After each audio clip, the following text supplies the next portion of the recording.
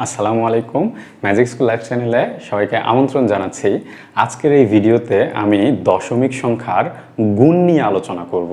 আমরা এর আগে একটা ভিডিও আপলোড করেছি, ওই ভিডিওতে আমরা দশমিক সংখ্যার যোগ এবং বিয়োগ নিয়ে আলোচনা করেছি। আর পরে আরেকটা ভিডিও আপলোড দিব, সেটা হচ্ছে আমাদের দশমিকের ভাগ নিয়ে। তো আমরা এখন দশমিকের গুণ নিয়ে আলোচনা করি। এই অঙ্কগুলো প্রায় পরীক্ষাতে আসে। 38তম বিসিএস পরীক্ষা তো এরকম একটা অঙ্ক এসেছিল যে দশমিক সংখ্যা গুণ করতে হবে। তো এটা আসলে আমরা অনেক সময় দশমিক সংখ্যার যে দশমিকের আগে পরে সংখ্যা নিয়ে আমরা একটু কনফিউশনে পড়ি। তো এই জন্য আমি একটা টেকনিক শিখাবো, মানে যোগের একটা গুণ করার একটা টেকনিক শিখাবো। এই টেকনিকটা ফলো করলে আমরা আসলে গুণ নিয়ে আর কখনো কোনো সমস্যায় পড়বো না।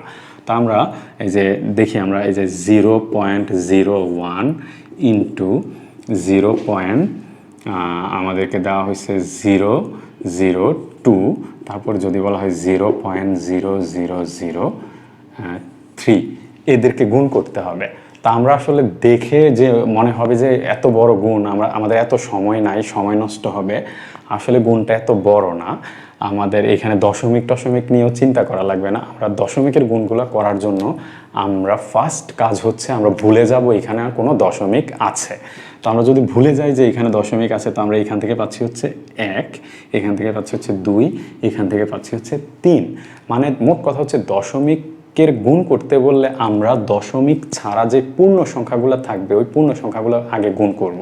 তো আমরা যদি এখানে 1 2 3 গুণ করি, তো আমরা পাচ্ছি হচ্ছে কত, 6, মানে 3 দুগুণে 6, 6 একে 6। এটা হচ্ছে আমাদের দশমিক সংখ্যার গুণ করতে গেলে। আমি আবারও বলছি যে দশমিক ছাড়া যে পূর্ণ সংখ্যাগুলো থাকবে আমরা তাদেরকে আগে গুণ করব। তো গুণ করার পর এরপরে হচ্ছে আমাদের দশমিকের কাজ। তো এরপরে আমরা দশমিকের জন্য আমরা দেখব দশমিকের পরে আমাদের প্রশ্নে কয়টা ঘর থাকে। যতটা ঘর থাকবে ঠিক এইখানেও দশমিকের পরে ততটা ঘর থাকতে হবে।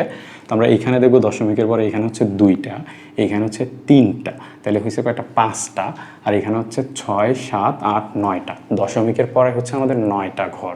তো আমাদের এইখানেও এমনভাবে দশমিক দিতে হবে যেন দশমিকের পরে 9টা ঘর থাকে। তো আমাদের অলরেডি একটা ঘর হয়েছে, তো আমরা এখানে আরও 8টা শূন্য দিতে হবে। 1 2 3 4 5 6 7 8, এই হচ্ছে এখানে এসে দশমিক, শূন্য দশমিক, এই যে এইটা হচ্ছে আমাদের এই প্রশ্নের আনসার। তো এই জন্য আমরা এখন আরেকটা উদাহরণ করে দেখি যে আমাদের প্রসেসটা ঠিকঠাক আছে কিনা। এখন আমরা চাইলে অন্য ধাঁচের একটা অঙ্ক করতে পারি, যেমন 1.2 ইন্টু আমাদেরকে বলা হয়েছে 0.12, এইটাকে গুণ করতে বলা হয়েছে। তো একই নিয়ম, আমরা প্রথমে কি করব, দশমিক আমরা চিনব না, দশমিক দেখব না, আমরা জানি এখানে দশমিক নাই। তো আমাদের দশমিক না থাকলে আমাদের দেখব এখানে কত, 12, এখানেও হচ্ছে 12। তো 12 এবং 12 গুণ করলে আমরা জানি কি, 12 এবং 12 গুণ করলে হচ্ছে 144। 12কে 12 দিয়ে গুণ করলে রেজাল্ট আসে কত, 144। তো এখন আমরা দেখব দশমিকের হিসেবটা। তো এইখানে হচ্ছে একটা ঘর, তারপর 2টা 3টা, 3 ঘর পরে হচ্ছে দশমিক। তো আমাদের দেখতে হবে যে এখানে 1 ঘর 2 ঘর 3 ঘর, তো 3 ঘর পরে এখানে আমরা দশমিক দিব, এই হচ্ছে 0। অর্থাৎ 1.2 ইন্টু 0.12, এটা গুণ করলে আমরা পাচ্ছি হচ্ছে 0.144। তো এই হচ্ছে দশমিকের গুণ। মানে এই দুইটা গুণ করে আমি জাস্ট আপনাকে প্রসেসটা শেখানোর চেষ্টা করেছি।